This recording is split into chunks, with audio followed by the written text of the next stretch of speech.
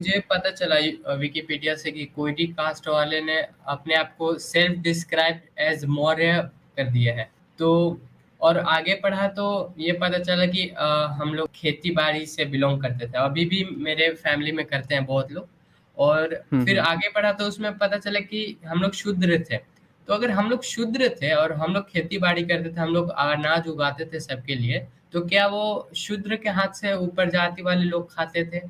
और इसका मौर्य से क्या कनेक्शन है, मैं नहीं समझ पा रहा हूँ ये।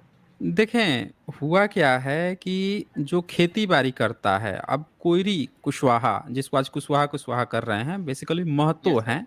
महतो मतलब हम्म। होता है कि महान। यस। तो जो खाना, जो भोजन की उत्पत्ति करता था, कोयरी कुशवाहा हो गए, ये लोग कृषक थे, सब्जी उगाते थे, दूध का व्यापार था यादव लोगों का, ये सब लोग मेहनत कश वर्ग से आते थे। इनको शूद्र कहना ये ब्राह्मणिकल सिस्टम का हिस्सा है। समझ रहे हैं ना? इसने हर उस जाति को जो मेहनत करके कमाती थी, जो दूसरों का भला करती थी। अब देखें ये लोग कितने कनेक्टेड हैं। एक कोयरी या एक कुर्मी जो है, जब खेती करेगा तो खेती करने के लिए उसको हल की जरूरत होगी, उसको खुरपे की, और जो कुदाल वगैरह होता है उसकी जरूरत पड़ेगी। ये सब कौन बढ़ाएगा? बढ़ई बनाएगा, लोहार बनाएंगे, इनको सारी चीजों को इसको करेंगे।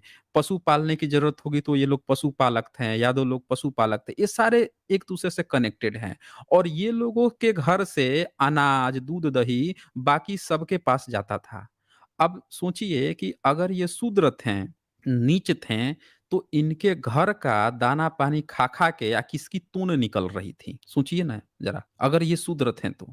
लेकिन फिर भी इनको शूद्र कहा, समझ रहे हैं ना? इनके घर के ही अनाज खा के इनको क्यों शूद्र कहा? तो उसके शूद्र कहने का कारण ये था, क्योंकि उसने अपनी सारे धर्म ग्रंथ में ये लिखा कि वो वेद पढ़ाएगा, लेकिन किसको? क्षत्रिय और वैश्य को, शूद्र को नहीं पढ़ाएगा। क्योंकि वो ये बात जानता था कि शूद्र को वो वेद पढ़ा ही नहीं सकता है। वो जाएगा तो ये शूद्र उसकी खाल खींच लेंगे।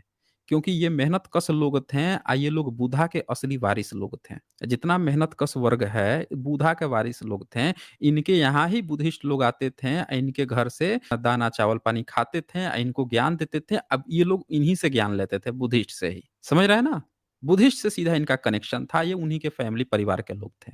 तो उसने, वो जान गया कि ये मेरी बात तो कभी सुनेंगे नहीं, मानेंगे नहीं, तो उसने क्या किया, इनको शूद्र कहना चालू कर दिया। और उन लोगों को जो उसके वैश्य कहा, जो उसके फेवर में थे, जो उसको पैसा दान पुंज दे रहे थे, कहा कि तुम मेरे वैश्य हो। जो उसके फेवर में थे उनको कहा कि ये हमारे क्षत्रिय हैं। तो इसने इस तरह से कैरेक्टराइज किया है। दरअसल हर मेहनत कश वर्ग को ही उसने शूद्र कहा है, ये बात ध्यान रखिएगा। और ये लोग उसके चक्कर में कभी नहीं गए। लेकिन आजादी के बाद से जैसे ही बुद्धिज्म का जो खुदाई से सारी चीजें मिलने लगी, तब ब्राह्मणिज्म ने एक दूसरा रुख अपना लिया। अब वो कट्टरता को थोड़ा सा डाउनग्रेड किया और दूसरे तरह से कट्टर बना। अब सोच लिया कि अब इन लोगों को अपने चंगुल में फंसाना है। अब तक वो चंगुल में नहीं फंसा रहा था। अब तक वो शूद्र कह के, इनको नीच कह के एजुकेशन से दूर रखता था, डाउनग्रेड किया था, क्योंकि जानता था कि इनसे हमको मतलब नहीं है, ना इनसे वोट लेना है, ना कुछ लेना है। ये तो हमारे जूते के नीचे हैं, तो बोला है ना, पैर से पैदा हुए हैं, ये समझता था। लेकिन जब वोट की बात आ गई कि अब इन्हीं के वोट से हमें सरकार बननी है, तो तुरंत देखे इनको चने की झाड़ पे चढ़ाने लगा। जब कर्निंगा महोदय ये खोज लेते हैं, उस जगह का नाम ही कुशनारा है। तो देख लीजिए, कुशनारा जिस क्षेत्र में है, वहां के लोगों को कुश का पुत्र बताना शुरू कर दिया कि राम के बेटे कुश थे या तुम लोग कुश के पुत्र हो।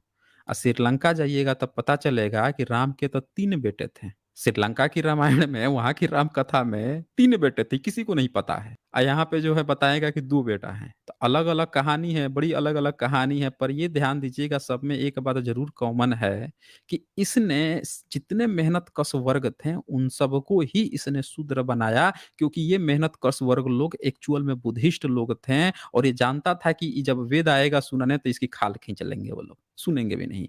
तो अब ये जानबूझ के इसने अपने को चेंज किया, बदल लिया, बदल के इन लोगों को अपने में फंसा लिया। ये लोग तुरंत चने की झाड़ पे चढ़ गए। 1000 साल से तो जब कोई आपको नीचे गिराए, जरा सोचिए, जो आपके सामने कोई भौकाली व्यक्ति हो, आपके सामने कोई दबंग हो और जिसके नाम से लोग काँपते हों, जो बहुत किसी को मार डालता हो, काट डालता हो, कुछ भी कर देता हो। अब वो आके अचानक से किसी गरीब से, किसी बेचारा से, बेरहमा से, उससे आके बड़ा प्यार से बात करने लगे और कहे कि अरे आप तो हमारे भगवान जिस भगवान को मानते हैं, उसके साक्षात आप बेटे हैं, तो ज़रा सोचिए उस व्यक्ति पर क्या असर पड़ेगा। वो तो सोचेगा कि यार हमको तो चने के झाड़ पे चढ़ गए हैं तुरंत।